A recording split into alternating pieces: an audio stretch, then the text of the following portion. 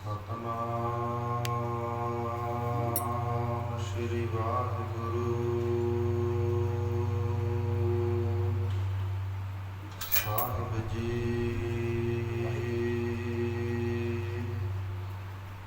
ਸ਼੍ਰੀ ਨਾਨਕ ਪਾਦ ਪੰਕਜ ਬੰਧਨ ਪਾਦ ਪੰਕਜ ਬੰਧਨ ਸਿਮਰਾ ਅੰਗਦ ਦੋਖ ਨਿਕੰਦਨ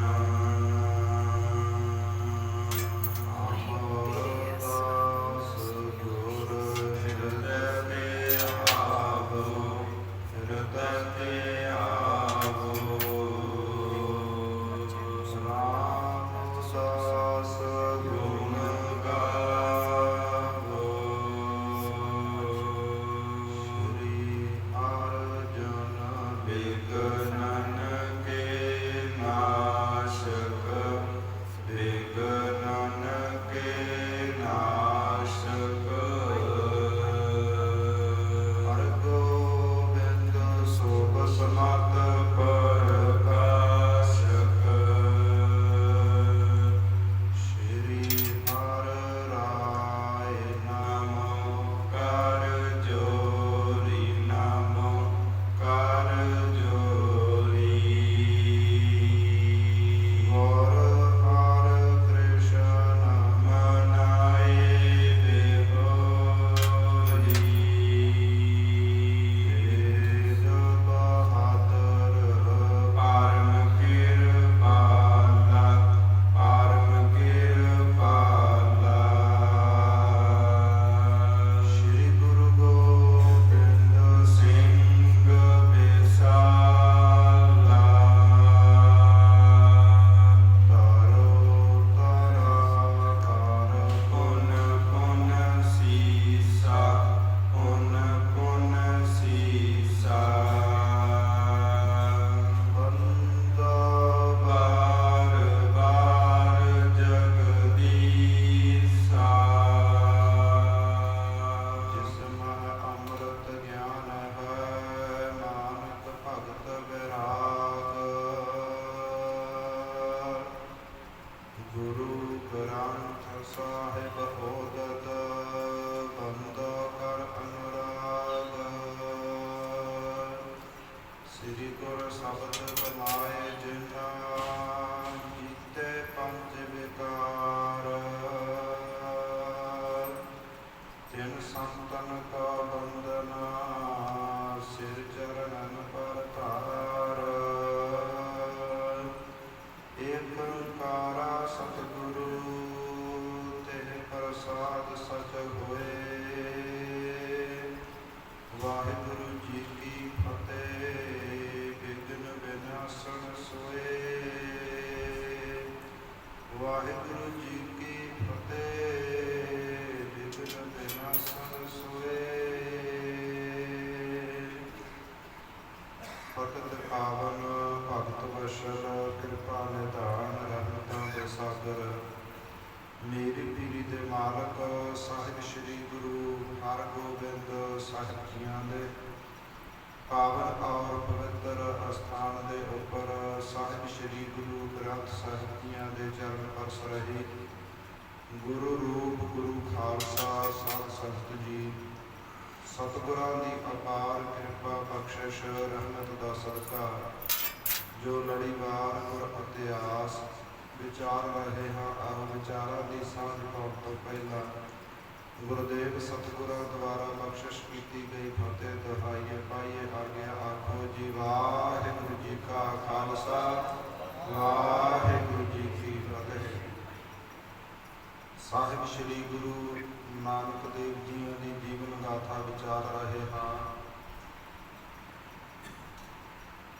ਕਵੀ ਜੀ ਹੁਣਾਂ ਨੇ ਅਧਿਆਇ ਦੀ ਆਰੰਭਤਾ ਦੇ ਉੱਪਰ ਮੰਗਲ ਕੀਤਾ ਹੈ ਕਿ ਸਾਹਿਬ ਸ੍ਰੀ ਗੁਰੂ ਨਾਨਕ ਦੇਵ ਜੀਆਂ ਦਾ ਜੋ ਜੀਵਨ ਹੈ ਜੋ ਸੋਭਾ ਹੈ ਉਹ ਇੱਕ ਸਮੁੰਦਰ ਦੇ ਵਾਂਗ ਹੈ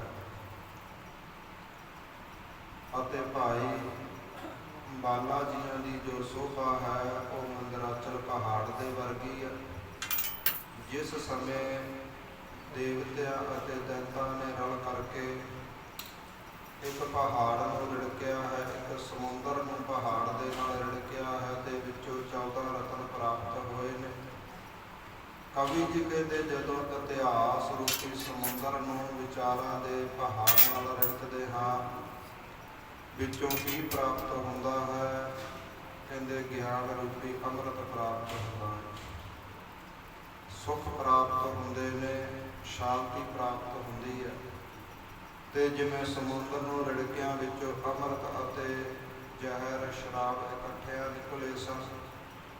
ਕਵੀ ਜੀ ਕਹਿੰਦੇ ਇਤਿਹਾਸ ਦੀ ਕਥਾ ਦੇ ਵਿੱਚ ਇਸ ਪ੍ਰਕਾਰ ਹੈ, ਜਿਹੜੇ ਸ਼ਰਧਾ ਭਾਵਨਾ ਦੇ ਨਾਲ ਸੁਣਨ ਵਾਲੇ ਸਤਸੰਗੀ ਲੋਕ ਨੇ, ਉਹਨਾਂ ਨੂੰ ਤਾਂ ਇਸ ਕਥਾ ਦੇ ਵਿੱਚੋਂ ਅੰਮ੍ਰਿਤ ਪ੍ਰਾਪਤ ਹੁੰਦਾ ਹੈ। ਅਤੇ ਜੋ ਨਿੰਦਕ ਲੋਕ ਨੇ, ਨਿੰਦਿਆ ਕਰਨ ਵਾਲੇ, ਨੁਕਤਾਚੀਨੀ ਕਰਨ ਵਾਲੇ ਲੋਕ ਨੇ, ਉਹਨਾਂ ਨੂੰ ਜਾਣਨ ਜ਼ਹਿਰ ਪ੍ਰਾਪਤ ਹੋ ਰਹੀ ਹੈ। ਸ਼ੱਕ ਦੋਵੇਂ ਹੀ ਰਹੇ ਨੇ। ਇੱਕ ਸ਼ਰਧਾ ਭਾਵਨਾ ਵਾਲਾ ਅੰਮ੍ਰਿਤ ਛਕ ਰਿਹਾ ਹੈ, ਗੁਰੂ ਦੀ ਵਡਿਆਈ ਰੂਪੀ ਅੰਮ੍ਰਿਤ ਛਕ ਰਿਹਾ ਹੈ, ਤੇ ਇੱਕ ਨਿੰਦਕ ਲੋਕ ਨੇ ਜੋ ਇਤਿਹਾਸ ਦੇ ਉੱਪਰ ਸ਼ੰਕਾ ਕਰਦੇ ਨੇ। ਕਵੀ ਜੀ ਕਹਿੰਦੇ ਉਹ ਜਾਣੋ ਜ਼ਹਿਰ ਛਕ ਰਹੇ ਹਨ।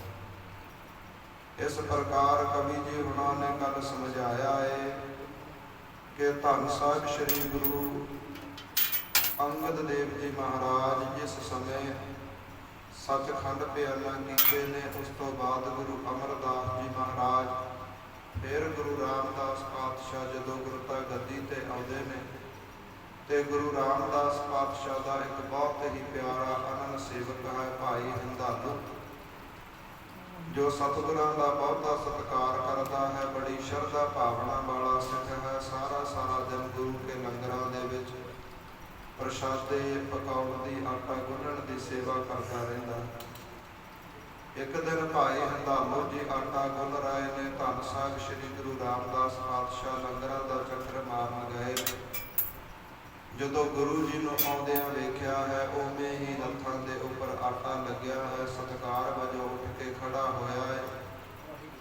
ਮਨ ਦੇ ਅੰਦਰ ਵਿਚਾਰ ਆਈ ਹੈ, ਜੇਕਰ ਧਰਤੀ ਦੇ ਉੱਪਰ ਹੱਥ ਰੱਖ ਕੇ ਮੱਥਾ ਟੇਕਿਆ ਤਾਂ ਸਾਰੇ ਆਟੇ ਨੂੰ ਮਿੱਟੀ ਲੱਗ ਜਾਵੇਗੀ, ਹੱਥ ਮਿੱਟੀ ਨਾਲ ਲਿਬੜ ਜਾਣਗੇ। ਭਾਈ ਹੰਦਾਲੂ ਨੇ ਆਪਣੇ ਹੱਥ ਪਿੱਠ ਦੇ ਪਿੱਛੇ ਕੀਤੇ ਨੇ ਅਤੇ ਸਿੱਧੇ ਗੋਡੇ ਲਾ ਕਰਕੇ ਸਤਿਗੁਰਾਂ ਨੂੰ ਨਮਸਕਾਰ ਦੇ ਵਜੋਂ ਮੱਥਾ ਧਰਤੀ ਦੇ ਉੱਪਰ ਲਾਇਆ ਹੈ, ਤੇ ਸਤਿਗੁਰੂ ਜੀ ਬਹੁਤੇ ਖੁਸ਼ ਹੋਏ, ਬਹੁਤੀਆਂ ਬਖਸ਼ਿਸ਼ਾਂ ਕੀਤੀਆਂ ਨੇ। ਭਾਈ ਹੰਦਾਲੂ ਦੇ ਉੱਪਰ ਐਸੀ ਕਿਰਪਾ ਕੀਤੀ ਹੈ, ਅੱਜ ਤੱਕ ਜੋ ਉਹਨਾਂ ਦੀ ਵੰਸ਼ ਚੱਲਦੀ ਹੈ, ਉਹ ਅੱਜ ਵੀ ਜਦੋਂ ਵੀ ਸਤਿਗੁਰਾਂ ਨੂੰ ਮੱਥਾ ਨਮਸਕਾਰ ਕਰਦੇ ਨੇ, ਮੱਥਾ ਟੇਕਦੇ ਨੇ, ਤੇ ਆਪਣੇ ਹੱਥ ਆਪਣੀ ਕੰਧ ਦੇ ਪਿੱਛੇ ਕਰ ਲੈਂਦੇ ਨੇ, ਗੋਡਿਆਂ ਦੇ ਭਾਰ ਹੋ ਕਰਕੇ ਸੀਸ ਝੁਕਾਉਂਦੇ ਨੇ। ਤੇ ਉਸੇ ਹੀ ਵੰਸ਼ ਦੇ ਵਿੱਚ ਭਾਈ ਹੰਦਾਲੂ ਦਾ ਇੱਕ ਪੁੱਤਰ ਹੈ, ਜੋ ਅੱਗੇ ਭਾਈ ਹੰਦਾਲੂ ਦਾ ਪੋਤਰਾ ਹੋਇਆ ਹੈ, ਉਸ ਦਾ ਨਾਮ ਹੈ ਨਿਰੰਜਣੀ। ਜਦੋਂ ਉਹਦੇ ਹੱਥ ਧੰਨ ਸਾਹਿਬ ਸ੍ਰੀ ਗੁਰੂ ਅੰਗਦ ਦੇਵ ਜੀਆਂ ਦੁਆਰਾ ਲਿਖਾਇਆ ਹੋਇਆ ਗੁਰ ਇਤਿਹਾਸ ਦੀ ਪੋਥੀ, ਜਿਸ ਨੂੰ ਭਾਈ ਬਾਲੇ ਵਾਲੀ ਜਨਮ ਸਾਖੀ ਕਿਹਾ ਜਾਂਦਾ ਹੈ, ਉਹਦੇ ਹੱਥ ਲੱਗੀ ਹੈ। ਤੇ ਉਹਦੇ ਨਾਲ ਇੱਕ ਹੋਰ ਕਬੀਰ ਵੰਸ਼ੀਆਂ ਦੇ ਵਿੱਚੋਂ ਨਾਲ ਰਲਿਆ ਹੈ। ਕਬੀਰ ਦੀ ਵੰਸ਼ ਵਿੱਚੋਂ ਦੋਵਾਂ ਜਾਣਿਆਂ ਨੇ ਰਲ ਕੇ ਆਪਣੀ ਮੱਤ ਅਨੁਸਾਰ ਉਸ ਗੁਰ ਇਤਿਹਾਸ ਦੇ ਵਿੱਚ ਵਿਗਾੜ ਪਾਇਆ ਹੈ। ਉਹਦੇ ਵਿੱਚ ਕਾਟ ਛੱਟ ਕੀਤੀ ਹੈ, ਆਪਣੇ ਵਡੇਰਿਆਂ ਦੀ, ਆਪਣੇ ਪਿਓ ਦਾਦਿਆਂ ਦੀ ਉਸਤਤੀ ਇਸ ਪ੍ਰਕਾਰ ਲਿਖ ਦਿੱਤੀ ਹੈ ਕਿ ਗੁਰੂ ਨਾਨਕ ਦੇਵ ਜੀਆਂ ਨੂੰ ਨੀਵਾਂ ਕੀਤਾ ਗਿਆ ਹੈ ਤੇ ਆਪਣੇ ਪਿਓ ਦਾਦਿਆਂ ਨੂੰ ਉੱਪਰ ਚੁੱਕਿਆ ਗਿਆ ਹੈ। ਉਹਦਾ ਮਤਲਬ ਕੀ ਸੀ ਕਿ ਆਉਣ ਵਾਲੇ ਜੋ ਗੁਰਸਿੱਖ ਹੋਣਗੇ, ਇਹਨਾਂ ਦੀ ਜੋ ਨਵੀਆਂ ਪੀੜ੍ਹੀਆਂ ਹੋਣਗੀਆਂ, ਜਦੋਂ ਵੀ ਗੁਰ ਇਤਿਹਾਸ ਪੜ੍ਹਿਆ ਕਰਨਗੀਆਂ ਤੇ ਸਾਡੀ ਵੰਸ਼ ਨੂੰ ਪੂਜਿਆ ਕਰਨਗੀਆਂ, ਗੁਰੂਆਂ ਨੂੰ ਭੁੱਲ ਜਾਣਗੀਆਂ, ਸਾਡੇ ਪਿਓ ਦਾਦਿਆਂ ਦੀ ਉਸਤਤੀ ਹੋਵੇਗੀ, ਬਹੁਤੀ ਕਮਾਈ ਹੋਵੇਗੀ। ਇਸ ਪ੍ਰਕਾਰ ਜੋ ਭਾਈ ਬਾਲੇ ਵਾਲੀ ਜਨਮ ਸਾਖੀ ਸੀ, ਜੋ ਖਡੂਰ ਸਾਹਿਬ ਦੀ ਧਰਤੀ ਦੇ ਉੱਪਰ ਭਾਈ ਬਾਲੇ ਨੇ ਲਿਖਵਾਈ ਸੀ, ਉਸ ਦੇ ਅੰਗਾਂ ਨੂੰ ਪਾੜ ਕਰਕੇ ਸਾਰੇ ਬਿਆਸਾ ਦਰਿਆ ਦੇ ਅੰਦਰ ਸੁੱਟ ਦਿੱਤਾ ਸੀ, ਉਸ ਨੂੰ ਨਾਸ਼ ਕਰ ਦਿੱਤਾ ਸੀ। ਤੇ ਆਪਣੀ ਪੋਥੀ ਇਸ ਪ੍ਰਕਾਰ ਪ੍ਰਚਲਿਤ ਕੀਤੀ ਸੀ, ਜਿਹਦੇ ਵਿੱਚ ਸਾਰਾ ਹੀ ਝੂਠ ਲਿਖਿਆ ਸੀ, ਗੁਰੂ ਦੀ ਨਿੰਦਿਆ ਲਿਖੀ ਸੀ। ਉਹਦੇ ਉੱਪਰ ਹੋਰ ਕਈਆਂ ਪੋਥੀਆਂ ਦੀ ਛਪਾਈ ਹੋਈ ਸੀ। ਇਸ ਪ੍ਰਕਾਰ ਗੁਰ ਇਤਿਹਾਸ ਕੱਲ ਦੀਆਂ ਕਥਾ ਵਿਚਾਰਾਂ ਦੇ ਵਿੱਚ ਆਇਆ ਸੀ। ਆਓ ਜੋ ਆਉਣ ਵਾਲਾ ਗੁਰ ਇਤਿਹਾਸ ਹੈ ਕਵੀ ਜੀ ਕਿਸ ਪ੍ਰਕਾਰ ਦੱਸ ਰਹੇ ਨੇ, ਮਨ ਚਿਤ ਬਿਰਤੀ ਇਕਾਗਰ ਕਰੀਏ, ਸ਼ਰਧਾ ਭਾਵਨਾ ਦੇ ਨਾਲ ਗੁਰ ਇਤਿਹਾਸ ਜਾਣੀਏ। ਕੀ ਗਲਤ ਹੈ ਕੀ ਸਹੀ ਹੈ ਇਸ ਨੂੰ ਸਮਝਣ ਦੀ ਕੋਸ਼ਿਸ਼ ਕਰੀਏ ਜੀ। ਆਓ ਆਉਣ ਵਾਲਾ ਗੁਰ ਇਤਿਹਾਸ ਸਰਵਣ ਕਰੀਏ ਜੀ। ਸਤਨਾਮ ਸ੍ਰੀ ਵਾਹਿਗੁਰੂ ਸਾਹਿਬ ਜੀਓ। ਦੋਹਰਾ ਸ੍ਰੀ ਨਾਨਕ ਜਸ ਖੀਰ ਸਮ। ਕਵੀ ਜੀ ਕਹਿੰਦੇ ਨੇ ਜਿਹੜੇ ਸ਼ਰਧਾ ਭਾਵਨਾ ਵਾਲੇ ਗੁਰਸਿੱਖ ਨੇ ਉਹਨਾਂ ਦੇ ਮਨੋਂ ਸਤਿਗੁਰਾਂ ਦੀ ਸ਼ਰਧਾ ਭਾਵਨਾ ਘਟਦੀ ਨਹੀਂ, ਭਾਵੇਂ ਨਿੰਦਕ ਲੋਕ ਜਿੰਨਾ ਮਰਜ਼ੀ ਜ਼ੋਰ ਲਾਵੇ। ਕਿਉਂਕਿ ਜਿਨ੍ਹਾਂ ਨੇ ਅੰਮ੍ਰਿਤ ਦਾ ਰਸ ਚਖਿਆ ਹੈ, ਪਤਾ ਹੈ ਕਿ ਅੰਮ੍ਰਿਤ ਕਿੰਨਾ ਮਿੱਠਾ ਹੈ, ਉਹ ਕੌੜੀਆਂ ਚੀਜ਼ਾਂ ਨੂੰ ਮੂੰਹ ਨਹੀਂ ਲਾਉਂਦੇ, ਜ਼ਹਿਰ ਵਰਗੀਆਂ ਨੂੰ। ਤੇ ਜਿਹੜੇ ਨਿੰਦਕ ਲੋਕ ਨੇ ਜਿਨ੍ਹਾਂ ਨੂੰ ਅੰਮ੍ਰਿਤ ਦਾ ਪਤਾ ਹੀ ਨਹੀਂ, ਹੁਣ ਤੱਕ ਨਿੰਦਿਆ ਰੂਪੀ ਜ਼ਹਿਰ ਪੀਤੀ ਹੈ, ਸ਼ਰਾਬ ਪੀਤੀ ਹੈ, ਉਹਦੇ ਹੀ ਨਸ਼ੇ ਵਿੱਚ ਮਦਹੋਸ਼ ਨੇ। ਤੇ ਕੁਝ ਲੋਕ ਉਹਨਾਂ ਨੂੰ ਸੁਣ ਕਰਕੇ ਜਿਵੇਂ ਇੱਕ ਸ਼ਰਾਬੀ ਸ਼ਰਾਬ ਨੂੰ ਪੀ ਕੇ ਆਨੰਦ ਮਾਣਦਾ ਹੈ, ਇੱਦਾਂ ਨਿੰਦਕ ਲੋਕ ਜਦੋਂ ਦੋ ਚਾਰ ਇਕੱਠੇ ਹੁੰਦੇ ਨੇ ਤੇ ਨਿੰਦਿਆ ਕਰਦੇ ਨੇ ਤੇ ਆਪਣੇ ਆਪ ਨੂੰ ਬਹੁਤਾ ਆਨੰਦ ਵਿੱਚ ਸਮਝਦੇ ਨੇ। ਕਵੀ ਜੀ ਕਹਿੰਦੇ ਪਰ ਜਿਹੜੀ ਗੁਰੂ ਨਾਨਕ ਦੀ ਵਡਿਆਈ ਹੈ ਨਾ, ਸ਼੍ਰੀ ਨਾਨਕ ਜਸ ਖੀਰ ਸਮ। ਗੁਰੂ ਨਾਨਕ ਦੀ ਵਡਿਆਈ ਖੀਰ ਭਾਵ ਦੁੱਧ ਦੇ ਵਾਂਗ ਹੈ। ਬਿਦਤ ਦੇਤ ਅਹਿਲਾਦ। ਇਸ ਦੁੱਧ ਨੂੰ ਛਕਣ ਵਾਲੇ ਨੇ, ਜੋ ਅੰਮ੍ਰਿਤ ਨੂੰ ਛਕਣ ਵਾਲੇ ਨੇ, ਉਹ ਬਹੁਤਾ ਆਨੰਦ ਮਾਣਦੇ ਨੇ। ਛੰਦ ਚੌਪਈ ਬੰਦ ਜੋ। ਤੇ ਕਵੀ ਜੀ ਨੇ ਇਹਦੇ ਵਿੱਚ ਛੰਦਾਬੰਦੀ ਕੀਤੀ ਹੈ, ਦੋਹਰੇ ਚੌਪਈਆਂ ਲਿਖ ਕਰਕੇ ਕਹਿੰਦੇ ਭਾਵ ਜਿਵੇਂ ਦੁੱਧ ਦੇ ਵਿੱਚ ਮਿੱਠਾ ਪਾਇਆ ਹੋਵੇ ਨਾ, ਇਸ ਪ੍ਰਕਾਰ ਕਵੀ ਜੀ ਨੇ ਆਪਣੀ ਜਿਹੜੀ ਵਿਦਵਾਨਗੀ ਉਹ ਪੇਸ਼ ਕੀਤੀ ਹੈ, ਛੰਦਾਬੰਦੀ ਕੀਤੀ ਹੈ। ਵਿਸਿਤ ਸਹਿਤ ਭਾਸਵਾਦ। ਤੇ ਜਿਹੜੇ ਸਤਸੰਗੀ ਲੋਕ ਨੇ ਉਹ ਗੁਰ ਇਤਿਹਾਸ ਦੀ ਕਥਾ ਸ਼ਰਧਾ ਭਾਵਨਾ ਨਾਲ ਸਰਵਣ ਕਰਦੇ ਨੇ। ਜਾਣੋ ਕੋਈ ਮਨੁੱਖ ਦੁੱਧ ਦੇ ਵਿੱਚ ਲੋੜ ਅਨੁਸਾਰ ਮਿੱਠਾ ਪਾ ਕੇ ਛਕ ਰਿਹਾ ਹੋਵੇ। ਚੌਪਈ ਜੇ ਸਾਖਤ ਕੀ ਕਹੀ ਕੋ ਸਾਖੀ। ਜਿਹੜੇ ਸਾਖਤ ਲੋਕ ਨੇ, ਨਿੰਦਕ ਲੋਕ ਨੇ, ਕਵੀ ਕਹਿੰਦੇ ਉਹ ਖੋਟੀਆਂ ਸਾਖੀਆਂ, ਖੋਟਾ ਇਤਿਹਾਸ ਭਾਵ ਨਿੰਦਿਆ ਕਰਦੇ ਨੇ। ਖੀਰ ਬੀਜ ਸੋ ਜਨਮ ਮਾਖੀ।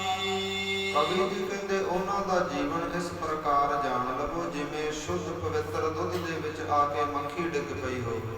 ਇਹ ਜਿਹੜੇ ਲੋਕ ਨੇ ਨਿੰਦਕ ਲੋਕ, ਇਹ ਮੱਖੀਆਂ ਸਮਾਨ ਨੇ। ਕਾਢੇ ਮਾਖੀ ਦੇਖੇ ਜੋ।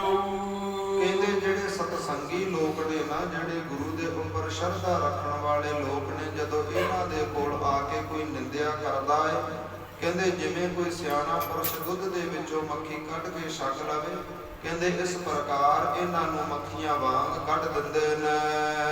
ਪੀਵਹਿ ਪਾਏ ਮਿਸ਼ਟ ਸਿੱਖ ਸੋ। ਤੇ ਪੀਵਹਿ ਪਾਏ ਮਿਸ਼ਟ, ਫਿਰ ਮਿੱਠਾ ਪਾ ਕੇ ਉਹ ਦੁੱਧ ਛਕ ਲੈਂਦੇ ਨੇ ਮੱਖੀ ਨੂੰ ਕੱਢ ਕੇ। ਦੇਖ ਬੂਝ ਮਾਖੀ ਜੋ ਖਾਵੇ। ਕਹਿੰਦੇ ਕੁਝ ਐਸੇ ਮੂਰਖ ਵੀ ਹੁੰਦੇ ਨੇ, ਕਵੀ ਜੀ ਕਹਿੰਦੇ ਜਿਨ੍ਹਾਂ ਨੂੰ ਸਾਹਮਣੇ ਦਿਸਦਾ ਹੈ ਕਿ ਦੁੱਧ ਦੇ ਵਿੱਚ ਮੱਖੀ ਪਈ ਹੈ, ਭਾਵ ਗੁਰੂ ਦੀ ਨਿੰਦਿਆ ਹੋ ਰਹੀ ਹੈ, ਕਹਿੰਦੇ ਕੁਝ ਲੋਕ ਉਵੇਂ ਹੀ ਛਕ ਲੈਂਦੇ ਨੇ। ਦੇਖ ਬੂਝ ਮੱਖੀ ਜੋ ਖਾਵੇ। ਕਹਿੰਦੇ ਕੁਝ ਲੋਕ ਦੁੱਧ ਨੂੰ ਪੀਂਦੇ ਪੀਂਦੇ ਮੱਖੀਆਂ ਵੀ ਨਾਲ ਹੀ ਛਕ ਜਾਂਦੇ ਨੇ। ਸੰਗ ਹੋਵੇ ਤਨ ਪੈਨ ਪਚਾਵੇ। ਕਵੀ ਜੀ ਕਹਿੰਦੇ ਫਿਰ ਜੋ ਮੱਖੀਆਂ ਛਕ ਜਾਂਦੇ ਨੇ ਉਹਨਾਂ ਦਾ ਜਿਹੜਾ ਸਰੀਰ ਹੈ ਉਹ ਥਕੇਵਾਂ ਮਹਿਸੂਸ ਕਰਦਾ ਹੈ ਤੇ ਨਾ ਪਚਾਵੇ ਤੇ ਨਾ ਹੀ ਪਚਦਾ ਹੈ, ਫਿਰ ਉਹਨਾਂ ਨੂੰ ਨਿੰਦਿਆ ਰੂਪੀ ਉਲਟੀਆਂ ਲੱਗਦੀਆਂ ਨੇ। ਕੀਰਤ ਨਿਰਮਲ ਜੋ ਉਰ ਧਾਰੇ। ਪਰ ਜਿਹੜੇ ਗੁਰਸਿੱਖ ਨੇ ਸ਼ਰਧਾ ਭਾਵਨਾ ਵਾਲੇ, ਉਹ ਨਿਰਮਲ ਕੀਰਤੀ ਜਿਹੜੀ ਸਤਿਗੁਰਾਂ ਦੀ ਉਜਲ ਵਡਿਆਈ ਹੈ ਉਹਨੂੰ ਆਪਣੇ ਹਿਰਦੇ ਅੰਦਰ ਧਾਰਨ ਕਰਦੇ ਨੇ। ਕਰੀ ਕੋ ਸਾਖੀ ਸੋ ਨਿਰਵਾਰ ਹੈ। ਕਹਿੰਦੇ ਜਿਵੇਂ ਸਿਆਣੇ ਪੁਰਸ਼ ਦੁੱਧ ਦੇ ਵਿੱਚੋਂ ਮੱਖੀਆਂ ਕੱਢ ਕੇ ਸੁੱਟ ਦਿੰਦੇ ਨੇ, ਏਦਾਂ ਜਿਹੜੀ ਗੁਰੂ ਦੀ ਨਿੰਦਿਆ ਕਰਨ ਵਾਲੇ ਲੋਕ ਨੇ ਉਹਨਾਂ ਕੋਲੋਂ ਗੁਰਸਿੱਖ ਦੂਰ ਹੋ ਜਾਂਦੇ ਨੇ, ਦੂਰ ਹਟ ਜਾਂਦੇ ਨੇ। ਜਿਵੇਂ ਦੁੱਧ ਦੇ ਵਿੱਚੋਂ ਮੱਖੀ ਕੱਢ ਦਿੰਦੇ ਨੇ ਨਾ, ਏਦਾਂ ਉਹਨਾਂ ਨੂੰ ਆਪਣੇ ਜੀਵਨ ਵਿੱਚੋਂ ਦੂਰ ਕੱਢ ਦਿੰਦੇ ਨੇ। ਸੇ ਤੇ ਜੇਈ ਜਿਹੜੇ ਗੁਰੂ ਦੇ ਸਿੱਖ ਨੇ ਨਾ ਇਹ ਤਾਂ ਕਮਲ ਦੇ ਫੁੱਲਾਂ ਵਰਗੇ ਨੇ। ਗੁਰ ਕੀਰਤ ਰਬ ਪ੍ਰੀਤਮ ਸੇਈ ਤੇ ਜਿਵੇਂ ਕਮਲ ਦਾ ਫੁੱਲ ਸੂਰਜ ਨੂੰ ਵੇਖ ਕੇ ਖਿੜਦਾ ਹੈ, ਇਸ ਪ੍ਰਕਾਰ ਜਦੋਂ ਗੁਰੂ ਦੀ ਕੀਰਤੀ ਵਡਿਆਈ ਰੂਪੀ ਸੂਰਜ ਚੜ੍ਹਦਾ ਹੈ ਨਾ, ਸਤ ਸੰਗਤ ਲੱਗਦੀ ਹੈ ਤੇ ਜਿਨ੍ਹਾਂ ਦੇ ਜੀਵਨ ਕਮਲ ਦੇ ਫੁੱਲਾਂ ਵਾਂਗ ਖਿੜ ਜਾਂਦੇ ਨੇ। ਤਿਨ ਸੋ ਮੈਂ ਇਹ ਬਚਨ ਬਖਾਨੇ ਕਵੀ ਕਹਿੰਦੇ ਮੈਂ ਉਹਨਾਂ ਨਾਲ ਇਹ ਵਚਨ ਵਿਲਾਸ ਕਰ ਰਿਹਾ ਹਾਂ, ਉਹਨਾਂ ਨਾਲ ਆਪਣਾ ਇਤਿਹਾਸ ਆਪਣੀ ਕਥਾ ਸਾਂਝੀ ਕਰ ਰਿਹਾ ਹਾਂ, ਜਿਹੜੇ ਸ਼ਰਧਾ ਭਾਵਨਾ ਵਾਲੇ ਗੁਰਸਿੱਖ ਨੇ।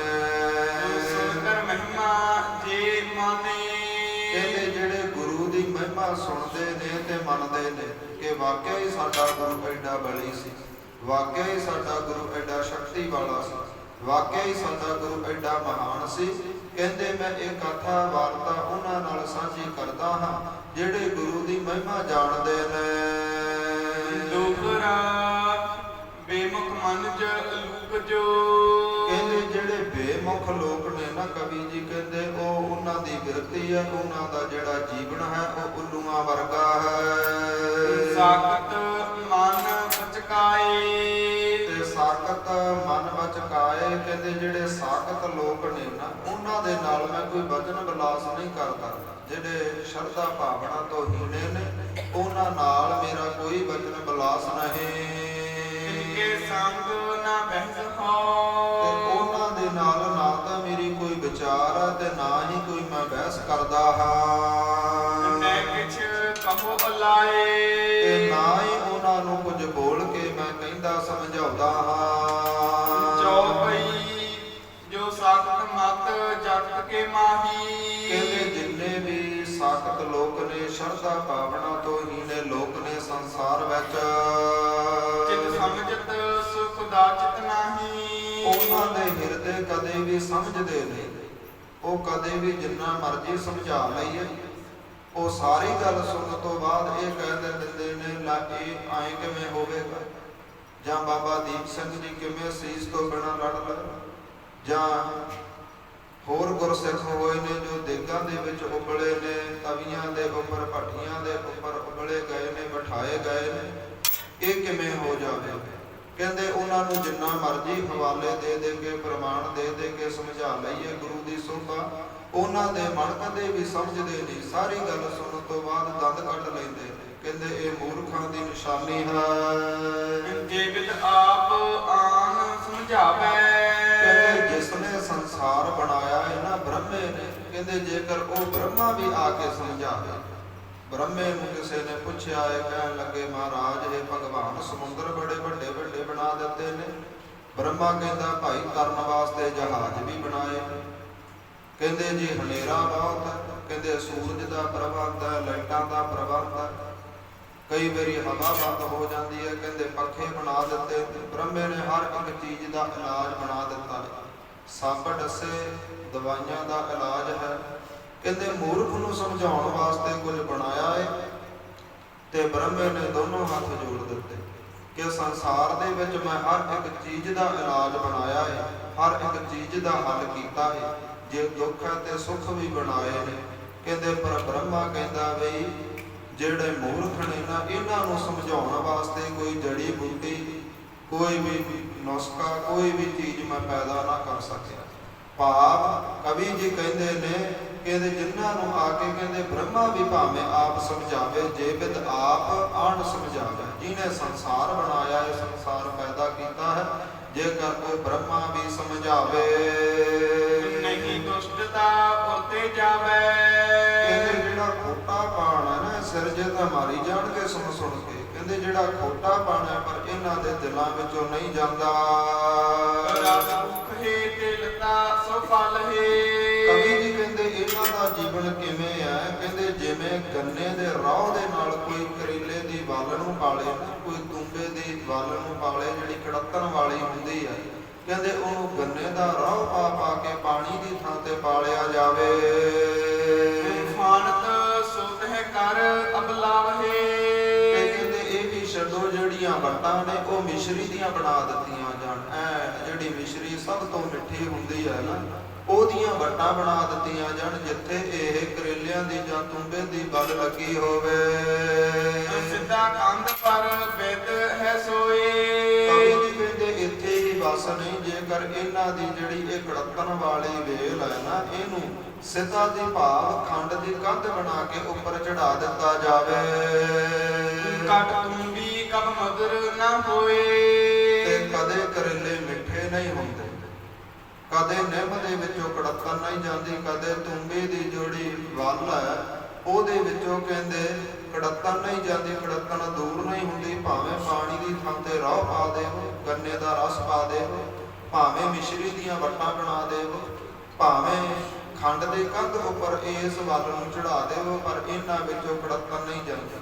ਕਹਿੰਦੇ ਇਸੇ ਪ੍ਰਕਾਰ ਜਿਹੜੇ ਨਿੰਦਕ ਲੋਕ ਨੇ ਨਾ, ਉਹਨਾਂ ਨੂੰ ਜਿੰਨਾ ਮਰਜ਼ੀ ਸ਼ਰਧਾ ਭਾਵਨਾ ਦਾ ਪਾਣੀ ਪਾ ਦੇਵੋ, ਉਹਨਾਂ ਤੇ ਜਿੰਨੇ ਮਰਜ਼ੀ ਪ੍ਰਮਾਣਾਂ ਦੀਆਂ ਮਿਸ਼ਰੀ ਵਰਗੀਆਂ ਵੱਟਾਂ ਪਾ ਦੇਵੋ, ਭਾਵੇਂ ਜਿੰਨਾ ਮਰਜ਼ੀ ਗੁਰ ਇਤਿਹਾਸ ਦੇ ਪ੍ਰਮਾਣ ਦੇ ਦੇ ਕੇ ਉਹਨਾਂ ਨੂੰ ਮਿਠਾਸ ਰੂਪੀ ਕੰਧ ਉੱਪਰ ਚੜਾ ਦੇਵੋ, ਪਰ ਜਿਵੇਂ ਕਹਿੰਦੇ ਕਰੇਲੇ ਵਿੱਚੋਂ ਕੜਤਣ ਨਹੀਂ ਜਾਂਦੀ, ਤੁੰਬੀ ਵਿੱਚੋਂ ਕੜਤਣ ਨਹੀਂ ਜਾਂਦੀ, ਇਸੇ ਪ੍ਰਕਾਰ ਇਹਨਾਂ ਦੇ ਦਿਲਾਂ ਵਿੱਚੋਂ ਨਿੰਦਿਆ ਨਹੀਂ ਜਾਂਦੀ, ਜਿਹੜਾ ਖੋਟਾਪਣ ਦੂਰ ਨਹੀਂ ਹੁੰਦਾ।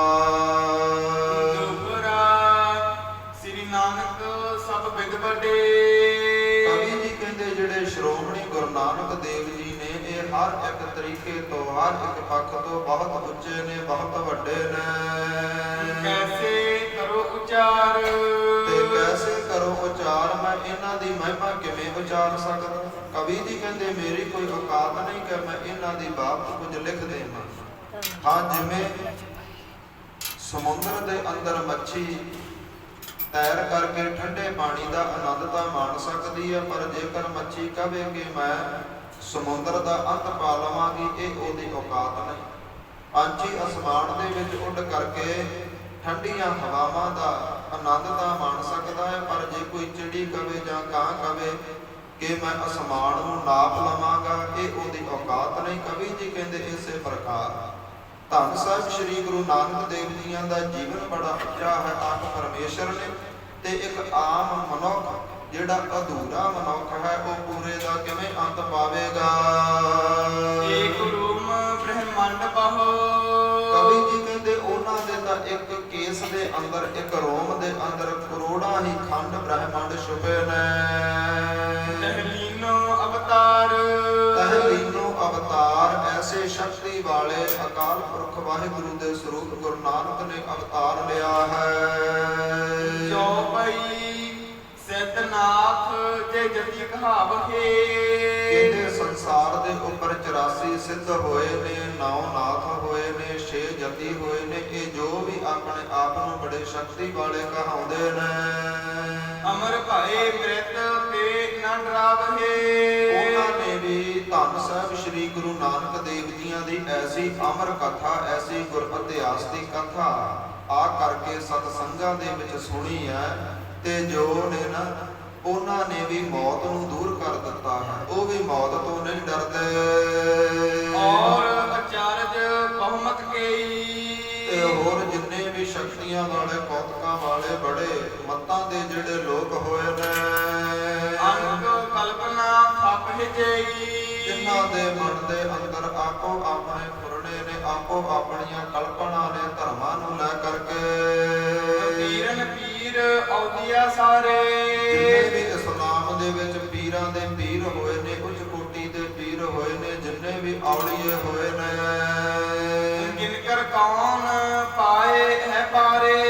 ਕੌਣ ਗੁਰੂ ਨਾਨਕ ਦੇਵ ਜੀਆਂ ਦੀ ਗਿਣਤੀ ਮਿਣਤੀ ਕਰ ਸਕਦਾ ਹੈ, ਕੌਣ ਉਹਨਾਂ ਦੀ ਜੀਵਨੀ ਲਿਖ ਸਕਦਾ ਹੈ, ਉਹਨਾਂ ਦੀ ਬਾਬਤ ਬਿਆਨ ਕਰ ਸਕਦਾ ਹੈ। ਕਹਿੰਦੇ ਕੋਈ ਵੀ ਉਹਨਾਂ ਦਾ ਪਾਰਾ ਨਹੀਂ ਪਾ ਸਕਦਾ, ਪਾਰ ਨਹੀਂ ਪਾ ਸਕਦਾ। ਇਨਕੋ ਮਾਨ ਤਿਮਰ ਤਨ ਸਾਂਝੂ।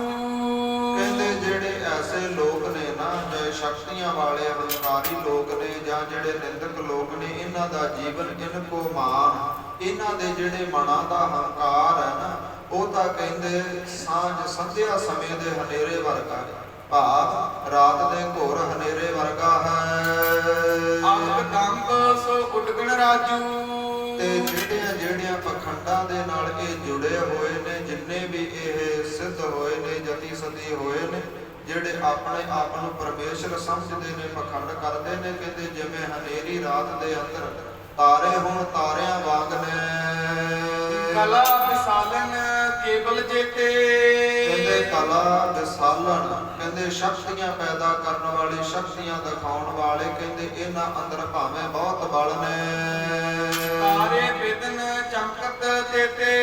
ਕਹਿੰਦੇ ਸੰਸਾਰ ਦੇ ਅੰਦਰ ਜਿਵੇਂ ਅਸਮਾਨ ਦੇ ਵਿੱਚ ਤਾਰੇ ਚਮਕਦੇ ਨੇ, ਏਦਾਂ ਸੰਸਾਰ ਦੇ ਅੰਦਰ ਇਹ ਚਮਕ ਰਹੇ ਨੇ। ਮਿਸਾ ਘੋਰ ਕਲਕੀਨ ਵਿਚਾਲੇ। ਕਹਿੰਦੇ ਰਾਤ ਦਾ ਹਨੇਰਾ ਹੈ ਤੇ ਰਾਤ ਦੇ ਹਨੇਰੇ ਅੰਦਰ ਕਲਯੁਗ ਦੇ ਸਮੇਂ ਦੇ ਅੰਦਰ ਇਹ ਖੋਟੀਆਂ ਚਾਲਾਂ ਚੱਲਣ ਵਾਲੇ ਨੇ। ਤਸਕਰ ਦੰਬੀ ਫਿਰਤ ਸੁਖਾਲੇ। ਕਹਿੰਦੇ ਜਿਵੇਂ ਰਾਤ ਦੇ ਹਨੇਰੇ ਅੰਦਰ ਚੋਰਾਂ ਨੂੰ ਆਉਣਾ ਜਾਣਾ ਸੌਖਾ ਹੁੰਦਾ ਹੈ ਨਾ, ਏਦਾਂ ਹੀ ਜਿਹੜੇ ਇਹ ਪਖੰਡੀ ਲੋਕ ਨੇ, ਇਹ ਕਲਯੁਗ ਦਾ ਹਨੇਰਾ ਛਾਇਆ ਹੋਇਆ ਹੈ।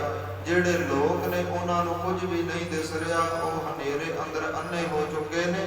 ਕਹਿੰਦੇ ਜਿਹੜੇ ਇਹ ਪਖੰਡੀ ਲੋਕ ਨੇ ਨਾ, ਆਪੋ ਆਪਣੇ ਡੇਰੇ ਪਾ ਕੇ ਬੈਠੇ ਨੇ ਤੇ ਬਹੁਤਾ ਸੁਖ ਮਾਣ ਰਹੇ ਨੇ। ਦੋਹਰਾ ਮਤ ਦੇ ਅਨੇਕ ਚਕੋਰ ਗਨ। ਕਹਿੰਦੇ ਇਹਨਾਂ ਦੀਆਂ ਜਿਹੜੀਆਂ ਮੱਤਾਂ ਨੇ ਉਹ ਚਕੋਰਾਂ ਵਰਗੀਆਂ ਨੇ। ਹਰਕਤ ਮਿਲਾ ਸਮਾਜ। ਤੇ ਇਹਨਾਂ ਪਖੰਡੀਆਂ ਦਾ ਬੜਾ ਵੱਡਾ ਇਕੱਠ ਹੈ। ਜਿਵੇਂ ਚਕੋਰਾਂ ਚੰਦਰਮੇ ਨੂੰ ਵੇਖ ਕੇ ਖੁਸ਼ ਹੁੰਦੀਆਂ ਨੇ, ਏਦਾਂ ਇਹ ਖੁਸ਼ੀ ਮਨਾਉਂਦੇ ਨੇ। ਕਲਮਲ ਕੁਮਦ ਪ੍ਰਫੁੱਲਹੀ। ਤੇ ਕਹਿੰਦੇ ਕਲਮਲ, ਕਹਿੰਦੇ ਅਨੇਕਾਂ ਹੀ ਜਿਹੜੇ ਪਾਪ ਨੇ, ਪਾਪਾਂ ਰੂਪੀ ਜਿਹੜੀ ਕਮੁੰਦਨੀਆਂ ਦੇ ਫੁੱਲ ਨੇ, ਉਹ ਪ੍ਰਫੁੱਲਤ ਹੋ ਰਹੇ ਨੇ, ਖਿੜ ਰਹੇ ਨੇ। ਤਾਲ ਪਾਏ ਕਲਰਾਜ। ਕਹਿੰਦੇ ਕਲਯੁਗ ਦੇ ਸਮੇਂ ਅੰਦਰ ਐਸਾ ਪਾਪਾਂ ਰੂਪੀ ਇਹਨਾਂ ਦਾ ਸਰੋਵਰ ਹੈ। ਉਸ ਸਰੋਵਰ ਦੇ ਅੰਦਰ ਜਿਹੜਾ ਕਮਲ ਦਾ ਫੁੱਲ ਹੈ, ਉਹ ਜਿਵੇਂ ਸੂਰਜ ਨੂੰ ਵੇਖ ਕੇ ਖਿੜਦਾ ਹੈ, ਤੇ ਜਿਹੜੇ ਕਮੁੰਦਨੀਆਂ ਦੇ ਫੁੱਲ ਨੇ ਉਹ ਸੂਰਜ ਨੂੰ ਵੇਖ ਕੇ ਮੁਰਝਾਉਂਦੇ ਨੇ ਤੇ ਚੰਦਰਮੇ ਨੂੰ ਵੇਖ ਕੇ ਖਿੜਦੇ ਨੇ। ਕਹਿੰਦੇ ਏਦਾਂ ਕਲਯੁਗ ਰੂਪੀ ਰਾਤ ਹੈ, ਹਨੇਰਾ ਹੈ, ਉਹਦੇ ਅੰਦਰ ਇਹ ਕਹਿੰਦੇ ਤਾਰਿਆਂ ਵਾਂਗ ਚਮਕ ਰਹੇ ਨੇ ਤੇ ਕਮੁੰਦਨੀਆਂ ਦੇ ਫੁੱਲਾਂ ਵਾਂਗ ਖਿੜ ਰਹੇ ਨੇ। ਚੌਪਈ ਸ੍ਰੀ ਨਾਨਕ ਸੂਰਜ ਪ੍ਰਕਾਸੇ। ਕਵੀ ਜੀ ਕਹਿੰਦੇ ਜਿੰਨਾ ਮਰਜ਼ੀ ਜ਼ੋਰ ਲਾ ਲੈਣ, ਪਰ ਧੰਨ ਸਾਹਿਬ ਸ੍ਰੀ ਗੁਰੂ ਨਾਨਕ ਦੇਵ ਜੀਆਂ ਦਾ ਜੋ ਜੀਵਨ ਹੈ, ਇਤਿਹਾਸ ਹੈ, ਉਹ ਸੂਰਜ ਵਾਂਗ ਪ੍ਰਕਾਸ਼ ਹੈ। ਪਾਛਲ ਕੀਤੀ ਸਕਲ ਬਿਨਾਸੇ। ਤੇ ਸੰਗਤ ਜੀ ਜਦੋਂ ਸੂਰਜ ਚੜ੍ਹਦਾ ਹੈ, ਉਦੋਂ ਕਰੋੜਾਂ ਤਾਰੇ ਸਮੇਤ ਚੰਦਰਮਾ ਸਾਰੇ ਹੀ ਦੌੜ ਜਾਂਦੇ ਨੇ, ਲੁਕ ਜਾਂਦੇ ਨੇ। ਭਾਏ ਸੰਤ ਅਰਬਿੰਦ ਸੁਖਾਰੇ। ਤੇ ਫਿਰ ਜਿਹੜੇ ਕਮਲ ਦੇ ਫੁੱਲਾਂ ਵਾਂਗ ਸਤਸੰਗੀ ਲੋਕ ਨੇ ਨਾ, ਜਦੋਂ ਗਿਆਨ ਦਾ ਪ੍ਰਕਾਸ਼ ਸੂਰਜ ਚੜ੍ਹਦਾ ਹੈ, ਬਹੁਤੇ ਸੌਖੇ ਹੁੰਦੇ ਨੇ, ਬਹੁਤਾ ਆਨੰਦ ਮਾਣਦੇ ਨੇ। ਚੱਕਵੇ ਸਿੱਖਣ ਕੇਤ ਵਿਟਾਰੇ। ਤੇ ਜਿਹੜੇ ਚੱਕਵਿਆਂ ਵਰਗੇ ਪੰਛੀ ਨੇ, ਜੋ ਸੂਰਜ ਨੂੰ ਵੇਖ ਵੇਖ ਖੁਸ਼ੀ ਮਨਾਉਂਦੇ ਨੇ, ਕਹਿੰਦੇ ਉਹਨਾਂ ਦੇ ਵਾਂਗ ਕਹਿੰਦੇ ਸਤਿਗੁਰਾਂ ਨੇ ਆਪਣੇ ਗੁਰਸਿੱਖਾਂ ਦੇ ਸਾਰੇ ਦੁੱਖ ਨਾਸ਼ ਕੀਤੇ ਨੇ। ਆਤਮ ਭਗਤ ਵਿਰਾਜੀ ਕਹਿਤ ਹੈ। ਤੇ ਜਿਹੜੀ ਭਗਤੀ ਰੂਪੀ ਧੁੱਪ ਹੈ, ਉਹ ਜਿੱਥੇ ਕਿੱਥੇ ਵਿਰਾਜੀ ਹੋਈ ਹੈ ਸਾਰੇ ਸੰਸਾਰ ਵਿੱਚ। ਗਿਆਨ ਤੇਜ ਹੈ ਨਿਰਮਲ ਜਹ ਮਹਿ। ਤੇ ਉਸ ਧੁੱਪ ਦੀਆਂ ਐਸੀਆਂ ਗਿਆਨ ਰੂਪੀ ਤੇਜ ਕਿਰਨਾਂ ਨੇ। ਐਸੇ ਗੁਰ ਕੇ ਨਿੰਦਕ ਜਈ। ਕਵੀ ਜੀ ਕਹਿੰਦੇ ਜਿਹੜੇ ਐਸੇ ਮਹਾਨ ਗੁਰੂ ਦੇ ਨਿੰਦਕ ਨੇ। ਸਮ ਅਲੂਕ ਦੁਖ ਪਾਵਹਿ ਤੇਈ। ਕਹਿੰਦੇ ਉੱਲੂਆਂ ਵਾਂਗ ਦੁੱਖ ਪਾਉਂਦੇ ਨੇ। ਸੂਰਜ ਚੜ੍ਹਿਆ ਵੇਖ ਕੇ ਉੱਲੂ ਘਬਰਾਵੇ। 84 ਲੱਖ ਤੋਂ ਇੱਕ ਘੱਟ ਜਿਹੜੀਆਂ ਜੂਨਾਂ ਨੇ, ਉਹ ਰਾਤ ਬਤੀਤ ਕਰਦੀਆਂ ਨੇ ਤੇ ਸਵੇਰ ਦੀ ਉਡੀਕ ਕਰਦੀਆਂ ਨੇ ਕਿ ਕਦੋਂ ਸੂਰਜ ਚੜ੍ਹੇਗਾ, ਕੰਮ ਧੰਦੇ ਜਾਵਾਂਗੇ ਜਾਂ ਕੁਝ ਛਕਾ ਛਕਾਵਾਂਗੇ, ਕਦੋਂ ਹਨੇਰਾ ਦੂਰ ਹੋਵੇਗਾ। ਪਰ ਉਹਨਾਂ ਦੇ ਵਿੱਚ ਹੀ ਇੱਕ ਉੱਲੂ ਹੈ ਜਿਹੜਾ ਸਾਰੀ ਰਾਤ ਪਤਾਸੇ ਸੁੱਖਦਾ ਰਹਿੰਦਾ ਹੈ ਕਿ ਅੱਜ ਸੂਰਜ ਨਾ ਹੀ ਚੜ੍ਹੇ। ਨਿੰਦਕ ਲੋਕ ਕਵੀ ਜੀ ਕਹਿੰਦੇ ਉੱਲੂਆਂ ਵਰਗੇ ਨੇ। ਜਿਵੇਂ ਉੱਲੂ ਸੂਰਜ ਨੂੰ ਵੇਖ ਕੇ ਚੜ੍ਹਿਆ ਘਬਰਾਉਂਦੇ ਨੇ, ਇਹ ਗੁਰੂ ਦੀ ਉਸਤਤੀ, ਗੁਰੂ ਦੀ ਸੋਭਾ ਹੁੰਦੀ ਵੇਖ ਕੇ ਇਹਨਾਂ ਨੂੰ ਘਬਰਾਹਟ ਹੁੰਦੀ ਹੈ। ਦੇਵ ਸਹੰਸਰ ਪਰਖ ਪ੍ਰਮਾਨਾ। ਕਹਿੰਦੇ ਜਿੰਨੇ ਵੀ ਦੇਵੀ ਦੇਵਤੇ ਕਰੋੜਾਂ ਹੋਏ ਨੇ, ਪਾਵੇ ਨਰਕ ਮਹਾ ਦੁਖ ਖਾਨਾ। ਤੇ ਕਹਿੰਦੇ ਇਹ ਵੀ ਇਹਨਾਂ ਵਰਗੇ ਹੀ ਨੇ। ਕਹਿੰਦੇ ਜਿਨ੍ਹਾਂ ਨੇ ਪਰਮੇਸ਼ਰ ਦੀ ਪੂਜਾ ਨਹੀਂ ਕੀਤੀ, ਆਪਣਾ ਨਾਮ ਜਪਾਇਆ ਹੈ, ਤੇ ਜਿਹੜੇ ਨਿੰਦਕ ਲੋਕ ਨੇ ਨਾ, ਉਹ ਫਿਰ ਕਈ ਕਈ ਹਜ਼ਾਰਾਂ ਸਾਲ 18 ਨਰਕ ਮੰਨੇ ਗਏ ਨੇ। 18 ਨਰਕ ਨੇ। 18 ਨਰਕਾਂ ਦੀ ਜਿੱਥੇ ਗੰਦਗੀ ਜਾਂਦੀ ਹੈ, ਉਹ 19ਵਾਂ ਨਰਕ ਹੈ, ਜਿਹਨੂੰ ਘੋਰ ਨਰਕ ਕਿਹਾ ਜਾਂਦਾ ਹੈ, ਜਿਹਦੇ ਵਿੱਚ ਦਰਅਸਲ ਕ੍ਰਿਤਘਣ ਬੰਦੇ ਜਾਂਦੇ ਨੇ। ਕ੍ਰਿਤਘਣ ਉਹ ਹੁੰਦੇ ਨੇ ਜਿਹੜੇ ਕੀਤੇ ਹੋਏ ਨੂੰ ਨਾ ਜਾਣਨ। ਕਵੀ ਜੀ ਕਹਿੰਦੇ ਫਿਰ ਜਿਹੜੇ ਇਹ ਨਿੰਦਕ ਲੋਕ ਨੇ ਨਾ, ਜਿਨ੍ਹਾਂ ਦਾ ਗੁਰਸਿੱਖਾਂ ਦੇ ਘਰੇ ਜਨਮ ਹੋਇਆ ਹੈ, ਤੇ ਗੁਰਸਿੱਖਾਂ ਦੇ ਘਰੇ ਜਨਮ ਲੈ ਕਰਕੇ ਆਪਣੇ ਗੁਰੂ ਨੂੰ ਆਮ ਬੰਦਾ ਦੱਸ ਰਹੇ ਨੇ। ਸ਼੍ਰੀ ਹਰਿਮੰਦਰ ਸਾਹਿਬ ਦੀ ਪਾਵਨ ਧਰਤੀ ਨੂੰ ਇੱਕ ਆਮ ਇਮਾਰਤ, ਆਮ ਬਿਲਡਿੰਗ ਕਹਿ ਰਹੇ ਨੇ। ਐਸਾ ਸਰੋਵਰ ਹੈ ਜਿੱਥੇ ਦੁਖੀਆਂ ਦੇ ਦੁੱਖ ਦੂਰ ਹੁੰਦੇ ਨੇ, ਜਿਹਦੇ ਵਿੱਚੋਂ ਚੂਲਾ ਛਕਿਆ ਹੈ ਮਰਦਾਂ ਨੇ ਤੇ ਦੁਬਾਰੇ ਜਿਉਂਦੇ ਹੋਏ ਨੇ, ਜੰਗ ਦੇ ਮੈਦਾਨ ਅੰਦਰ ਜੂਝੇ ਨੇ, ਉਸ ਨੂੰ ਆਮ ਪਾਣੀ ਕਹਿ ਰਹੇ ਨੇ। ਜਿਹੜੇ ਐਸੇ ਨਿੰਦਕ ਲੋਕ ਨੇ ਤੇ ਜਿਹੜੇ ਉਹਨਾਂ ਨੂੰ ਸੁਣ ਕਰਕੇ ਸਿਰ ਹਿਲਾਉਂਦੇ ਨੇ, ਕਹਿੰਦੇ ਨੇ ਸਾਡਾ ਭਾਈ ਸਾਹਿਬ ਤਾਂ ਸੱਚ ਹੀ ਬੜਾ ਬੋਲਦਾ ਹੈ। ਕਵੀ ਜੀ ਕਹਿੰਦੇ ਉਹ ਫਿਰ ਐਸੇ 19ਵੇਂ ਨਰਕ ਅੰਦਰ ਬਹੁਤੇ ਸਾਲ ਬਤੀਤ ਕਰਦੇ ਨੇ। ਤੇ ਕਹਿੰਦੇ ਜਦੋਂ ਕਿਤੇ ਫਿਰ 19ਵੇਂ ਨਰਕ ਦੇ ਵਿੱਚੋਂ ਨਿਕਲਦੇ ਨੇ, ਤੇ ਜਦੋਂ ਕਦੇ ਫਿਰ ਜੂਨਾਂ ਦੇ ਗੇੜ ਵਿੱਚ ਪੈਂਦੇ ਨੇ, ਕਹਿੰਦੇ ਫਿਰ ਜੂਨ ਕੈਸੀ ਮਿਲਦੀ ਹੈ। ਕਹਿੰਦੇ ਸੱਪਾਂ ਦੀ ਤੇ ਕਿਰਲੀਆਂ ਦੀਆਂ ਜੂਨਾਂ ਵਿੱਚ ਪੈਂਦੇ ਨੇ, ਜਿਨ੍ਹਾਂ ਨੇ ਤੱਤੀ ਧਰਤੀ ਦੇ ਉੱਪਰ, ਤੱਤੇ ਰੇਤੇ ਦੇ ਉੱਪਰ, ਜਾਂ ਠੰਡੀ ਧਰਤੀ ਦੇ ਉੱਪਰ ਠੰਡੇ ਪਾਣੀ ਦੇ ਵਿੱਚ ਜਿਨ੍ਹਾਂ ਨੇ ਢਿੱਡ ਘਸਾ ਘਸਾ ਤੁਰਦੇ ਨੇ ਨਾ, ਸੱਪ ਹੋਏ ਕਿਰਲੀਆਂ ਹੋਈਆਂ, ਆਪਣਾ ਪੇਟ ਘਸਾ ਘਸਾ ਤੁਰਦੇ ਨੇ। ਕਹਿੰਦੇ ਐਸੇ ਨਿੰਦਕ ਲੋਕ ਜਿਹੜੇ ਕ੍ਰਿਤਘਣ ਲੋਕ ਨੇ, ਫਿਰ ਐਸੀਆਂ ਜੂਨਾਂ ਵਿੱਚ ਪੈਂਦੇ ਨੇ। ਸ੍ਰੀ ਨਾਨਕ ਉਪਮਾ ਵੱਡੀ। ਕਵੀ ਜੀ ਕਹਿੰਦੇ ਗੁਰੂ ਨਾਨਕ ਦੀ ਉਪਮਾ ਬੜੀ ਵੱਡੀ ਹੈ, ਸੂਰਜ ਵਾਂਗ ਹੈ। ਹਜ਼ਾਰਾਂ ਉੱਲੂ ਇਕੱਠੇ ਹੋ ਜਾਣ ਤੇ ਰੌਲਾ ਪਾਉਣ ਕਿ ਸੂਰਜ ਨਾ ਚੜ੍ਹੇ, ਸੂਰਜ ਨਾ ਚੜ੍ਹੇ, ਕਦੇ ਉੱਲੂਆਂ ਦੇ ਬੋਲਣ ਦੇ ਉੱਪਰ ਸੂਰਜ ਨੇ ਚੜ੍ਹਨਾ ਨਹੀਂ ਛੱਡਿਆ। ਐਸੀ ਗੁਰੂ ਦੀ ਉਪਮਾ ਹੈ, ਕਹਿੰਦੇ ਇਹਨੂੰ ਕੋਈ ਵੀ ਢਾਹ ਨਹੀਂ ਲੱਗ ਸਕਦੀ, ਇਹ ਵਡਿਆਈ ਉਜਲ ਰਹਿਣੀ ਹੈ। ਨਾ ਜਾਏ। ਕਵੀ ਜੀ ਕਹਿੰਦੇ ਮੇਰੀ ਕੋਈ ਔਕਾਤ ਨਹੀਂ ਕਿ ਮੈਂ ਇਹਨਾਂ ਦੀ ਬਾਬਤ ਕੋਈ ਪੋਥੀ ਲਿਖ ਦੇਵਾਂ। ਹਾਂ, ਆਨੰਦ ਮਾਣ ਸਕਦੇ ਆ, ਜਿਵੇਂ ਮੱਛੀ ਪਾਣੀ ਦੇ ਵਿੱਚ, ਪੰਛੀ ਅਸਮਾਨ ਵਿੱਚ ਆਨੰਦ ਮਾਣਦਾ ਹੈ ਨਾ, ਅੰਤ ਨਹੀਂ ਪਾਇਆ ਜਾਂਦਾ, ਅੰਤ ਨਹੀਂ ਪਾਇਆ ਜਾਣਾ, ਬਸ ਆਨੰਦ ਮਾਣ ਸਕਦੇ ਹਾਂ। ਜੋ ਕੀਟੀ ਕਰ ਨਹਿ ਉਠੇ। ਕਵੀ ਜੀ ਕਹਿੰਦੇ ਮੇਰੀ ਔਕਾਤ ਤਾਂ ਇਸ ਪ੍ਰਕਾਰ ਹੈ, ਜਿਵੇਂ ਕੀੜੀ ਪਹਾੜ ਚੱਕਣਾ ਚਾਹਵੇ। ਅਨੇਕ ਉਪਾਏ। ਕਹਿੰਦੇ ਜਿੰਨੇ ਮਰਜ਼ੀ ਉਪਾਅ ਕਰੀ ਜਾਵੇ, ਕੀੜੀ ਨੇ ਕਦੇ ਪਹਾੜ ਥੋੜੋ ਚੱਕਿਆ ਹੈ, ਤੇ ਮੇਰੀ ਜੀਵਨੀ ਕੀੜੀ ਵਰਗੀ ਹੈ। ਕਵੀ ਜੀ ਕਹਿੰਦੇ ਮੈਂ ਪਹਾੜ ਦਾ ਕਿਵੇਂ ਅੰਤ ਪਾ ਲਵਾਂਗੀ, ਕਿਵੇਂ ਪਹਾੜ ਚੱਕ ਲਵਾਂਗੀ। ਕਹਿੰਦੇ ਮੇਰੀ ਜਿਹੜੀ ਔਕਾਤ ਉਹ ਕੀੜੀ ਵਰਗੀ ਹੈ, ਗੁਰੂ ਦੀ ਵਡਿਆਈ ਉਹ ਪਹਾੜ ਵਰਗੀ ਹੈ। ਚੌਪਈ ਤਿਨਕੇ ਸਾਹਮਣੇ ਦਿਸਹਿ ਕੋ। ਕਵੀ ਜੀ ਕਹਿੰਦੇ ਗੁਰੂ ਦੇ ਬਰਾਬਰ ਕੋਈ ਵੀ ਨਹੀਂ ਦਿਸ ਰਿਹਾ। ਲੱਖਾਂ ਦੇਵੀ ਦੇਵਤੇ ਆਏ ਨੇ, ਪੀਰ ਪੈਗੰਬਰ ਆਏ ਨੇ, ਉਹਨਾਂ ਨੇ ਆਪਣੇ ਕਰਾਮਾਤ, ਆਪਣੀਆਂ ਸ਼ਕਤੀਆਂ ਵਿਖਾਈਆਂ ਨੇ, ਭਾਵੇਂ ਲੋਕਾਂ ਦਾ ਭਲਾ ਕੀਤਾ ਹੈ, ਪਰ ਪਰਮੇਸ਼ਰ ਨਾਲ ਕਿਸੇ ਨੇ ਨਹੀਂ ਜੋੜਿਆ, ਆਪਣੇ ਨਾਲ ਜੋੜਿਆ ਹੈ। ਪਰ ਐਸਾ ਗੁਰੂ ਆਇਆ ਹੈ, 4 ਉਦਾਸੀਆਂ ਕੀਤੀਆਂ ਨੇ, ਕਿਸੇ ਨੂੰ ਨਹੀਂ ਕਿਹਾ ਤੂੰ ਸਿੱਖ ਬਣ, ਤੂੰ ਸਿੱਖ ਧਰਮ ਦੇ ਵਿੱਚ ਆ।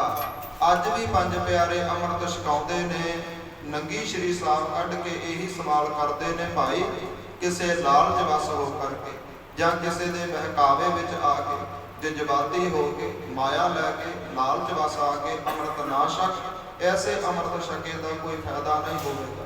ਸੰਸਾਰ ਦੇ ਉੱਪਰ ਜਿੰਨੇ ਵੀ ਧਰਮ ਨੇ, ਡਰਾ ਕੇ, ਧਮਕਾ ਕੇ, ਲਾਲਚ ਦੇ ਕੇ, ਮਾਇਆ ਦੇ ਕੇ, ਨੌਕਰੀਆਂ ਦੇ ਕੇ, ਜਾਂ ਹੋਰ ਦੇਸ਼ਾਂ ਵਿਦੇਸ਼ਾਂ ਦੀ ਬੀਜੇ ਦੇ ਕਰਕੇ ਅੱਜ ਧਰਮ ਤਬਦੀਲ ਹੋ ਰਹੇ ਨੇ। ਪਰ ਗੁਰੂ ਨਾਨਕ ਦਾ ਘਰ ਐਸਾ ਹੈ, ਅੱਜ ਵੀ ਨੰਗੀ ਕਿਰਪਾਨ ਕੱਢ ਕੇ ਪੁੱਛਦੇ ਨੇ, ਭਾਈ ਕਰਨ ਕੀ ਆਇਆ, ਕਿਹਨੇ ਘੱਲਿਆ ਹੈ, ਇੱਥੇ ਕਾਹਦੇ ਵਾਸਤੇ ਆਇਆ ਹੈ। ਐਸੇ ਸਵਾਲ ਜਵਾਬ 5 ਪਿਆਰੇ ਕਰਦੇ ਨੇ। ਕਵੀ ਜੀ ਕਹਿੰਦੇ ਗੁਰੂ ਵਰਗਾ ਨਜ਼ਰ ਕਿਤੇ ਨਹੀਂ ਆਉਂਦਾ।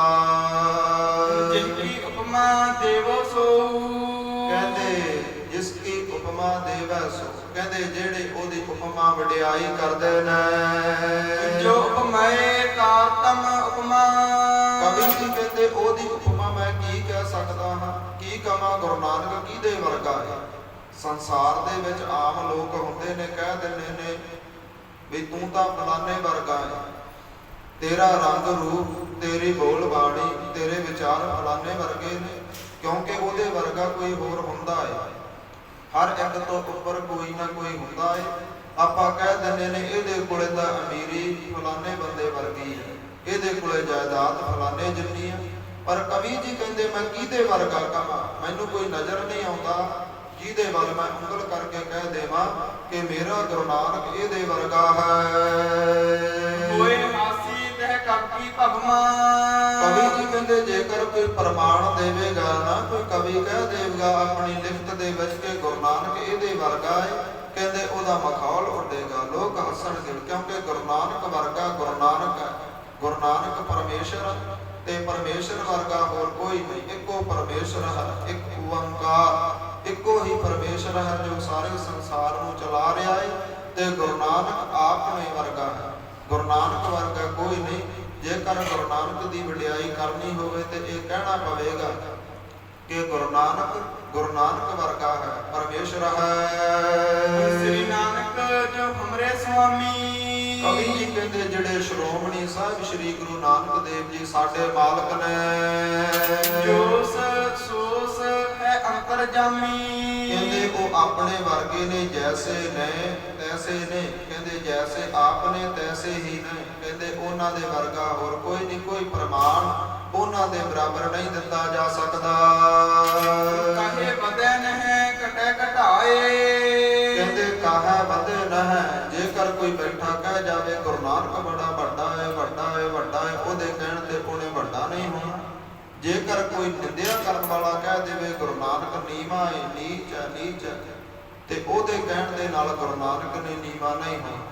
ਕਹਿੰਦੇ ਗੁਰੂ ਨਾਨਕ ਆਪਣੇ ਆਪ ਵਿੱਚ ਸਮਰੱਥ ਹੈ। ਕਿਸੇ ਦੇ ਕਹਿਣ ਦੇ ਨਾਲ ਜੇਕਰ ਕੋਈ ਬੰਦਾ ਕਿਸੇ ਦੀ ਬਾਬਤ ਝੂਠੀਆਂ ਵਿਚਾਰਾਂ ਕਹਿ ਦੇਵੇ ਨਾ, ਫਲਾਣਾ ਬੜਾ ਬੰਦਾ ਚੰਗਾ ਹੈ, ਤੇ ਉਹਨੂੰ ਮਹਿਸੂਸ ਹੋਣ ਲੱਗ ਜਾਂਦਾ ਹੈ ਕਿ ਮੈਂ ਸੱਚੀ ਬੜਾ ਵੱਡਾ ਹਾਂ। ਪਰ ਗੁਰੂ ਨਾਨਕ ਐਸਾ ਨਹੀਂ। ਉਹਨੂੰ ਕਹਿਣ ਦੇ ਨਾਲ ਉਹਨੇ ਵੱਡਾ ਨਹੀਂ ਹੋਣਾ, ਉਹਦੀ ਨਿੰਦਿਆ ਦੇ ਨਾਲ ਉਹਨੇ ਨੀਵਾਂ ਨਹੀਂ ਹੋਣਾ। ਜਨਮ ਧਾਰ ਜੋ ਗੁਰੂ ਕਹਾਏ। ਸੰਸਾਰ ਦੇ ਵਿੱਚ ਅਨੇਕਾਂ ਲੋਕਾਂ ਨੇ ਜਨਮ ਧਾਰੇ ਨੇ ਜੋ ਪਖੰਡੀ ਆਪਣੇ ਆਪ ਨੂੰ ਗੁਰੂ ਸਮਝ ਰਹੇ ਨੇ। ਵੇਦ ਰਚਿਆ ਜੋ ਸ਼ਬਦ ਸੋ ਕੀਨੇ। ਤੇ ਜਿਨ੍ਹਾਂ ਦੀ ਬਾਬਤ ਵੇਦਾਂ ਨੇ, ਗ੍ਰੰਥਾਂ ਨੇ ਬੜੇ ਸ਼ਬਦ ਸ਼ਰੂਤੀਆਂ ਲਿਖੀਆਂ ਨੇ। ਲੋਕਨ ਹਿਤ ਦੇਖੇ ਦੁਖ ਦੀਨੇ। ਕਵੀ ਜੀ ਕਹਿੰਦੇ ਐਸੇ ਗੁਰੂ ਤੇ ਐਸੇ ਜਿਹੜੇ ਵਿਚਾਰ ਨੇ, ਕਹਿੰਦੇ ਮੈਂ ਲੋਕਾਂ ਨੂੰ ਦੁੱਖ ਦਿੰਦੇ ਹੀ ਵੇਖੇ ਨੇ। ਕਲੀ ਕਾਲ ਮੁਕਮੰਦ ਵਿਸਾਲਾ। ਤੇ ਕਲਯੁਗ ਦੇ ਭਿਆਨਕ ਸਮੇਂ ਅੰਦਰ ਐਸੀ ਭੈੜੀ ਮੱਤ ਵਾਲੇ ਨੇ, ਜਾਂਦੇ ਕਰੇ ਸੁਖੀਨ ਕਿਰਪਾਲਾ। ਕਹਿੰਦੇ ਪਰ ਜਦੋਂ ਐਸੇ ਲੋਕ ਜਦੋਂ ਕਦੇ ਗੁਰੂ ਵਾਲੇ ਬਣਦੇ ਨੇ, ਅੰਮ੍ਰਿਤ ਛਕਦੇ ਨੇ, ਜਾਂ ਧੰਨ ਸਾਹਿਬ ਸ੍ਰੀ ਗੁਰੂ ਗ੍ਰੰਥ ਸਾਹਿਬ ਜੀ ਨਾਲ ਜੁੜਦੇ ਨੇ, ਸਾਰਿਆਂ ਹੋਰ ਦਰਵਾਜ਼ਿਆਂ ਨੂੰ ਛੱਡ ਕੇ ਸਗਲ ਦੁਆਰ ਕੋ ਛੱਡ ਕੇ ਗਹਿਓ ਤੁਹਾਰੋ ਦੁਆਰ, ਜਦੋਂ ਗੁਰੂ ਗ੍ਰੰਥ ਸਾਹਿਬ ਨਾਲ ਜੁੜਦੇ ਨੇ, ਜਾਂਦੇ ਕਰੇ ਸੁਖੀਨ ਕਿਰਪਾਲਾ। ਐਸੇ ਕਿਰਪਾਲੂ ਦਿਆਲੂ ਸਤਿਗੁਰੂ ਨੇ, ਕਹਿੰਦੇ ਫਿਰ ਉਹਨਾਂ ਨੂੰ ਸਾਰੇ ਹੀ ਸੁਖ ਬਖਸ਼ ਦਿੰਦੇ। ਉਹ ਨਹੀਂ ਵੇਖਦੇ ਕਿ ਇਹ ਪਹਿਲਾਂ ਕਿਹਦੇ ਨਾਲ ਜੁੜਿਆ ਸੀ ਜਾਂ ਕਿੱਥੋਂ ਆਇਆ ਸੀ। ਇਹ ਵੇਖਦੇ ਨੇ ਕਿ ਮੇਰੇ ਘਰ ਦੁੱਖਾਂ ਦੇ ਨਾਲ ਚੱਲ ਕੇ ਆਇਆ ਹੈ, ਤੇ ਗੁਰੂ ਦਾ ਕੰਮ ਹੈ ਉਹਨੂੰ ਸੁਖ ਦੇਣਾ। ਕੋਈ ਵੀ ਫੁੱਲ ਦੀ ਨਿੰਦਿਆ ਕਰਨ ਵਾਲਾ ਸਾਰੀ ਦਿਹਾੜੀ ਬੈਠੀ ਫੁੱਲ ਦੀ ਨਿੰਦਿਆ ਕਰੀ ਜਾਵੇ, ਪਰ ਜਦੋਂ ਕਿਤੇ ਜਾ ਕੇ ਸੁੰਘੇਗਾ ਤੇ ਫੁੱਲ ਦਾ ਕੰਮ ਤਾਂ ਖੁਸ਼ਬੂ ਦੇਣਾ ਹੈ। ਜਾਂ ਕੋਈ ਖੰਡ ਨੂੰ ਸਾਰੀ ਦਿਹਾੜੀ ਨਿੰਦੀ ਜਾਵੇ, ਕੌੜਾ ਬੋਲੀ ਜਾਵੇ ਖੰਡ ਦੀ ਬਾਬਤ, ਪਰ ਜਦੋਂ ਵੀ ਕਦੇ ਖਾਵੇਗਾ ਤੇ ਖੰਡ ਦਾ ਕੰਮ ਤਾਂ ਇਹ ਮੂੰਹ ਮਿੱਠਾ ਕਰਨਾ। ਐਸਾ ਗੁਰੂ ਹੈ। ਭਾਵੇਂ ਕੋਈ ਘਰੇ ਬੈਠਾ, ਭਾਵੇਂ ਕੋਈ ਬਾਹਰ ਬੈਠਾ, ਸਾਰੀ ਦਿਹਾੜੀ ਦੁਸ਼ਟ ਚੌਂਕੜੀ ਅੰਦਰ ਪੂਰੇ ਗੁਰੂ ਦੀ ਨਿੰਦਿਆ ਕਿਉਂ ਨਾ ਕਰੀ ਜਾਵੇ, ਪਰ ਜਦੋਂ ਕਦੇ ਸੀਸ ਝੁਕਾ ਕੇ ਆ ਕੇ ਗੁਰੂ ਗ੍ਰੰਥ ਸਾਹਿਬ ਮੂਹਰੇ ਆਪਣੇ ਗੋਡੇ ਟੇਕੇਗਾ, ਸੀਸ ਝੁਕਾਵੇਗਾ, ਮੱਥਾ ਰਗੜੇਗਾ, ਤੇ ਗੁਰੂ ਦਾ ਕੰਮ ਕਵੀ ਜੀ ਕਹਿੰਦੇ ਖੁਸ਼ੀਆਂ ਦੇਣਾ ਹੈ। ਦੋਹਰਾ ਨਿੰਦਕ ਜੇ ਨਿੰਦਾ ਕਰਹੇ। ਕਹਿੰਦੇ ਜੇਕਰ ਨਿੰਦਿਆ ਕਰਨ ਵਾਲੇ ਨਿੰਦਿਆ ਕਰਨਾ, ਕੀਰਤ ਛੋਟ ਨਾ ਹੋਏ। ਤੇ ਗੁਰੂ ਦੀ ਵਡਿਆਈ ਕਦੇ ਵੀ ਘਟਦੀ ਨਹੀਂ। ਜਿਉਂ ਦਰਾਏ ਸਸ ਪੁੱਤਰ ਸੋ। ਕਹਿੰਦੇ ਏਦਾਂ ਹੀ ਨਿੰਦਿਆ ਕਰਨ ਵਾਲੇ ਲੋਕਾਂ ਦਾ ਹਾਲ ਜਿਵੇਂ ਕੋਈ ਪਿੱਪਲ ਦਾ ਪੱਤਾ ਲੈ ਕੇ ਛਾਤਿਓ